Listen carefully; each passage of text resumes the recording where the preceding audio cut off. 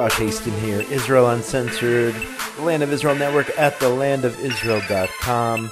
Recording here on Sunday, November 19th, 2017, the 1st of Kislev, 5778, for my show tomorrow, November 20th, 2017. Hanukkah, folks. Hanukkah is right around the corner. Believe it or not, it feels like I just put away that sukkah, but lo and behold, Hanukkah is just 3.5 weeks away. Festival of Light. And the best place to celebrate Hanukkah is certainly here in Israel. Hope you're doing well in your part of the world. Get in touch with me during the week. Josh at thelandofisrael.com, on Facebook, Joshua Hasten, and on Twitter at Josh Hasten. Hope you are doing well as temperatures get colder here. It was just like a crazy dust storm over Shabbat, Friday and Shabbat here, when it was like 86 degrees. Now temperatures are dropping. Hopefully, please God, we will get rain on Monday night. When you're hearing this tonight here in Israel, Monday night and Tuesday as per the forecast. So hopefully we'll get that much needed rain. Want to do a show today where we discuss everything going on in the news here in Israel. Want to get to this new U.S. Peace plan, which apparently the Trump administration is launching here in the days, weeks, months, perhaps years ahead. We'll see how that turns out. We'll get to the details in just a second. But as I was waking up on Friday morning, I heard sirens near my house here in Gush Etzion, Israel. Turns out it was yet another jihadist terror attack taking place basically just outside my window, literally on the road outside of my house on Route 60 here. It started off when a young 17-year-old jihadist was smiling away as he ran over, or tried to run over, his Jewish victims because they were Jewish. The first part of this attack took place near Efrat, where David Ramati, 70-year-old Vietnam vet and proud Zionist, was just seconds away from who knows what. He says here on Israel National News, I had 3 seconds if I wanted to live. He was interviewed on the TV, Channel 12's TV news, and he said that he jumped over the railing on the side of the road as the car approached him. The Arab was trying to ram him and murder him with a smile on his face, reported Ramadi. He was successful in jumping just in those split seconds, but the car hit him, and he was taken to the hospital. And if you see the picture on my Facebook page, this is considered lightly wounded. He had staples in his head, and he had other damage to his body. But if you see the graphic pictures, that is considered lightly wounded. On the other hand, unfortunately, and we're going to pray, and I'm going to encourage everyone out there to pray for the person who was seriously wounded in this attack. After Ramadi was wounded near Efrat, the terrorist then went towards the Gush Etzion junction, the site of dozens of attacks over the last several years, and he ran over Evenezer Ben Malka. That's his Hebrew name. Evenezer Holarig, 35 years old, who remains in serious condition, who he had to have emergency brain surgery. Getting a lot of this information from our good friend Michael Freund at Shavei Israel. Evenezer, an immigrant from India, part of the Bnei Menashe group, and just this week, a bunch of Bnei Menashe members were actually just arrived in Israel, making Aliyah, and ironically, unfortunately, a Bnei Menashe seriously injured. So let's pray for Evenezer Ben Malka. So the terrorist approached the Gush Junction, ran over Evenezer, and then he got out of his car with a knife and tried to stab soldiers there at the Gush Etzion Junction, where he was neutralized. And how ironic that the victims and the terrorists are being treated at the same Jerusalem hospital. Ramadi and the terrorist, 17-year-old Arab from one of the villages in the Hebron area, both being treated perhaps side by side at a Jerusalem hospital. But let's keep Evenezer Ben Malka in mind over the next couple of days. Hopefully his condition will improve, please God. Originally, it was reported that he was lightly wounded, and then as time went on Friday, it got more and more serious. We'll keep tabs with Michael Freund. Let's pay attention to what Michael Freund from Shavei Israel, the founder, director of that organization, who seeks out and brings home lost Jews. He's giving updates on the condition of Ebenezer Holarig, 35 years old, father of 5, wounded in this attack on Friday. I don't know. It's not stopping. You can say it's slowed down. Yet again, we have rock attacks on the roads on a daily basis. And then these random, not random, but I don't know, infrequent attacks at the Gush Junction and other places throughout Judea and Samaria. And when I say random, I mean they just happen at any time. We don't know when or where, but our enemies, and it's been like that for 100 years, folks. Let's not pretend that this is a new phenomenon. This has been happening for over 100 years, and it happens a lot, unfortunately, here at the Gush Junction. Getting to the peace plan. A lot of different reports coming out, exactly what the plan entails. We'll start with the Jerusalem Post from this morning, from Sunday morning, reporting that senior Trump administration officials are working tirelessly on an airtight diplomatic structure that, once revealed, will demonstrate just how serious they are about negotiating a comprehensive peace agreement between Israelis and the Palestinians, it says here. But apparently they don't have a time frame in mind. The Jerusalem Post in another article expands on that. This was the report on Channel 2 Saturday night. This is what it says are the details of the plan. The plan will not be based on the pre-1967 lines, would not include the evacuation of Jews from Judea and Samaria or the uprooting of Arabs. The administration, though, does plan to recognize a Palestinian state, according to this report.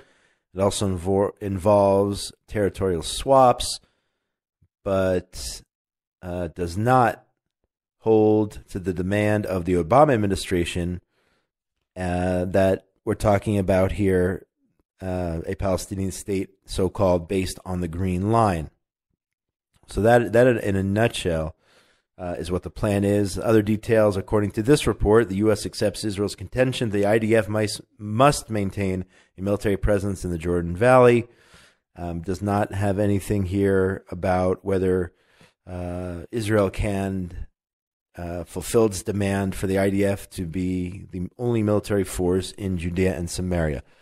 Those are some of the reports. In addition, the Palestinian Authority is supposed to be rewarded for accepting the deal, receiving hundreds of millions of dollars in economic development, mostly from Sunni Arab countries. So that, in a nutshell, is what is reported. Immediately, shortly thereafter, a White House senior official denied that entire outline of what I just gave you. Denied that is the plan, says that it was inaccurate. This, according to an unnamed official who told Israel Hayom, the newspaper, that the report on Channel 2 last night, Saturday night, was misleading. So here we have a report, and then we have another report saying that report and everything I just gave you was inaccurate. So we'll have to see what exactly the truth is when it comes to this proposed report. However, based on the report, there is already reactions coming from various ministers, Knesset members here in Israel. Reported here by the Times of Israel, Jewish Home Minister threatens to bolt the coalition over Trump peace plan. A government minister from the Jewish Home Party, Uri Ariel, threatened Saturday to leave the coalition over reports that the Trump administration is ready to recognize a Palestinian state as a central element of a peace deal. So Raoul Woodliff, our friend, reports here in Times of Israel, but according to the report, the National Union will not remain in a government that recognizes a Palestinian state, according to our Agriculture Minister Uri Ariel. But nevertheless, the National Union is just a part of the Beit HaYehudi, Naftali Bennett's party. And even if the National Union, and that's Bezalel Smotrich, Uri Ariel, if they leave, the government would still have a majority it would not trigger new elections. So, number one, let's see how accurate that report was. Number two, let's see if those who are threatening to leave the government will, in fact, leave the government over a Palestinian state. I don't see here any reactions from the Jewish Home Party themselves, Naftali Bennett. I don't see any of that. Curious to know what their response is going to be. At the same time, the United States is threatening to shut down the PA offices in Washington. This according to the Jerusalem Post. They will shut down the offices unless, again, the U.S. is threatening to shut down the PA offices in Washington, D.C., unless the Arabs, so-called Palestinians, enter into serious negotiations with Israel. This according to the Associated Press. The AP wrote that Secretary of State Rex Tillerson put the PA, quote, on notice after discovering they may have violated a law that penalizes their referral of Israelis to the International Criminal Court. So the Palestinians referring Israel to the International Criminal Court over various issues. The U.S. threatening to close their offices in Washington. And what's ironic is here we're talking about launching or relaunching of a peace process, yet the U.S. is going to shut down their offices in D.C. So now, not to be outdone by the U.S., Saeb Erekat, Secretary General of the PLO, said on Saturday the PLO would cut all its contacts with the U.S. if the Trump administration follows through with the threat to shut down the PLO mission in Washington, D.C. So I'm having a lot of trouble here following the situation because on one hand, you're talking about returning to the peace table and the Trump administration and Jason Greenblatt and Jared Kushner having this whole plan put together. At the same time, they're threatening to shut down their offices in Washington. Which one is it going to be? Listen, here's my take on all of this, assuming it's accurate. You know what? Even if it's not 100% accurate, enough already about a Palestinian state. We've tried this since 1993. It hasn't worked. Enough even mentioning Palestinian state, whether you're the president of the United States or Prime Minister Netanyahu, who has mentioned it back in his Bar Ilan talk back in 2007, I believe. If not, if I'm getting the year wrong, I apologize. I don't have that in front of me, but enough talking about it already. It's not going to work. Find another alternative. My friend and colleague Yishai Fleischer here at Land of Israel Network has a 5-point alternative op-ed that he wrote in the New York Times outlining what other plans are, and not one of them includes a so-called Palestinian state because it's just not going to work. It's just not realistic. And as I mentioned to a group that I spoke with this week, if I give you two options, suicide or anything else, what would you take? A Palestinian state is suicide for Israel. It's a horrible mistake. We should stop mentioning it, stop talking about it, and we'll see how this plays out. We'll see what the U.S. government actually has in mind when it comes to a peace plan. Leave it alone. Just stop. Stop with the mentality of we're going to create this ultimate deal, even if it sounds better than what the Obama administration put on the table with John Kerry and all that nonsense. Even if it sounds better, just leave it alone. Let's go finish business in Syria. Let's go save the world or the ozone or whatever you want to do. Just leave us alone here in Israel because the other side doesn't want peace. So you're just wasting your time. That's my advice to anyone who thinks they can make this ultimate deal. We mentioned last week on the show, actually we did a whole feature on what's going on in Nativa Vote, the neighborhood where I live, in the community of Elazar. 17 homes and structures slated for demolition in March. I'll just give you an update. Until up to this point, there's been a lot of support. So I want to thank everyone out there who's supporting Nativa Vote, and the people are grateful for literally thousands of people have come out to visit from all walks of life, to visit the people of Nativa Vote, show them their support, and to call on the government to overrule somehow the Supreme Court and say that it's absolutely absurd to take down homes where there's no proof of Arab ownership. No Arab has come forward and proven that it is his property in any way. And here you have a situation, as we explained last week, where some of these houses, you're talking about 2 meters here, 3 meters here, are questionable, yet the Supreme Court, the High Court of Justice, has ruled that the entire house must go. Just absurdity. But again, thanks to everyone out there who responded after last week's show, and anybody here in this country who's shown their support for the people of Nativa Vote here, Elazar, Gush Etzion, continue to do so, and hopefully the building which is slated for demolition. And any day now, somebody's business, a workshop, a carpentry shop, hopefully that will remain where it is. And hopefully somebody will somehow stop this ridiculous, absurd plan of destroying 15 homes and making 15 more Israeli families homeless, like the families in Amona, on and on and on. This is, jumping to another story here, this is just a wacky story. Breaking the Silence, if you know, this horrible organization. I won't even call them left-wing. I would say, I don't even know, with foreign funding, and who throws IDF soldiers under the bus and claims that their goal is to end the so-called occupation, yet they dedicate all their time to traveling the world and bashing IDF soldiers for their behavior, even though we know the IDF is the most moral army, even too moral, honestly, most moral army in the world. So here you have the spokesperson of Breaking the Silence who came forward, and he basically told police or IDF officials, I guess, that they should arrest him because he himself is guilty of beating a Palestinian youth when he was an IDF officer several years ago. So again, it's already wacky just beginning that story, him accusing himself of, or turning himself in rather, saying that he beat this Arab during an arrest. So here you have the prosecution in the case who did all the research. They came to the conclusion that the Israeli, from Breaking the Silence, that his version of events is not accurate. And they questioned the apparent Arab Palestinian who he said that he beat up, and the guy said, no, he didn't beat me up. So the prosecution dismissed the case. They said to this soldier who was basically asking to be arrested, and then he would have won a lot of brownie points with his friends at Breaking the Silence for turning himself in. They said, because of the testimony of the Arab, they said, you didn't do this. You did not beat up this Arab. And he's off the hook. So he loses brownie points with his own people there for being acquitted of any wrongdoing. So, of course, Breaking the Silence says that those in charge of the investigation interviewed the wrong Arab. It wasn't that Arab. It was a different Arab. The whole thing is crazy. The whole story is insane.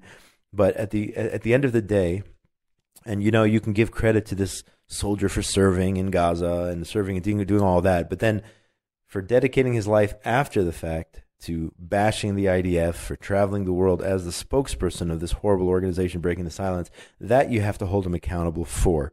So he could either be a liar, okay, and he could have made up that whole story of that he beat up the Arab, or on the other hand, he could be just a bad guy if he did beat up the Arab. But nevertheless, throwing the entire IDF under the bus for these isolated incidents is just wrong. And, the organization claims they're against the occupation and all this other stuff, but they are traveling the world assisting, whether they want to be or not. They're assisting in the BDS. They're assisting in the hate of Israel and the hate of the IDF. That is what their end result is when they open their mouths. So this is just a crazy, wacky story, but I wanted to share it with you because it was in the news all over the place this weekend. We'll see if this goes any further. If anybody else from Breaking the Silence wants to come forward and accuse themselves of any types of actions, let's see if this becomes a phenomenon. If other people start doing this with Breaking the Silence, or what happens here. But the case right now, bottom line, is closed. Prime Minister Netanyahu, reported by the Jewish press, is ordering that the illegal Bedouin tents along the road to the Dead Sea be dismantled. This according to the Jewish press. And my previous work with Regavim, I told you in the past about all this illegal building taking place throughout the country, whether it's outside of Jerusalem in the Har Hebron area or in the center of the country, north. So here's another one of these issues. The Prime Minister ordered, according to this report, a illegal Bedouin encampment pitched along Highway 1 leading from Jerusalem to the Dead Sea be dismantled. This, according to a Ynet report. He instructed the Bedouin residents to be transferred to permanent housing in Jericho or Abu Dis that Israel has designated for them. This is a long discussion about the illegal Bedouin and Arab building in many different places throughout the country. But for now, let's see some action. Here's the talk. Here the Prime Minister of the State of Israel says, let's dismantle these illegal structures. Let's see what happens at the end of the day. Finally, ladies and gentlemen, we'll end with some good news here. If anybody knows of the singer, songwriter, artist Nick Cave, according to the Jerusalem Post, he is coming to Israel. Why? Because of BDS. So hats off to Nick Cave and his band. I think they're called the Bad Seeds. I think that's the name of the band. I'm not a fan. I don't know about Nick Cave. I've heard of him. I don't know about his music or whatnot.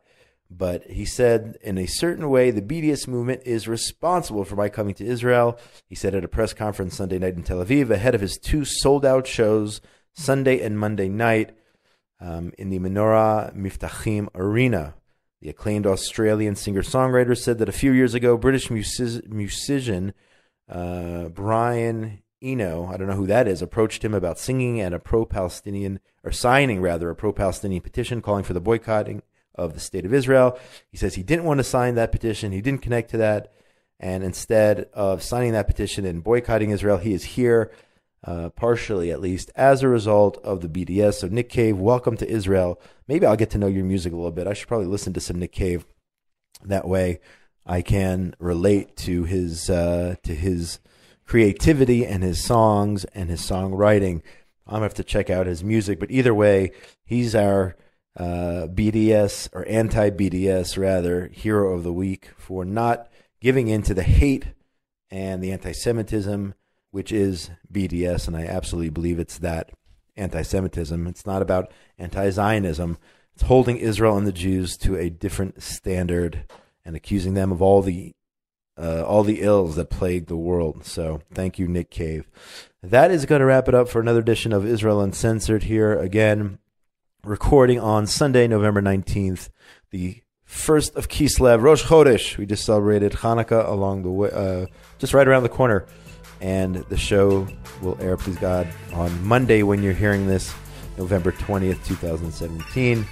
Thanks for joining us. Thanks to Benjamin Bresky, engineer extraordinaire. Get in touch with me during the week. Let me know what you think of the show. Let me know if you're into Nick Cave. Josh at thelandofisrael.com, on Facebook, Joshua Hasten, and on Twitter at Josh Hasten. I am signing out from it's now a cold evening here in Gush Etzion, Israel, Judea, just south of Jerusalem. Most importantly, between now and when we talk again next week, everybody out there, be safe. Shalom, shalom from Gush Etzion.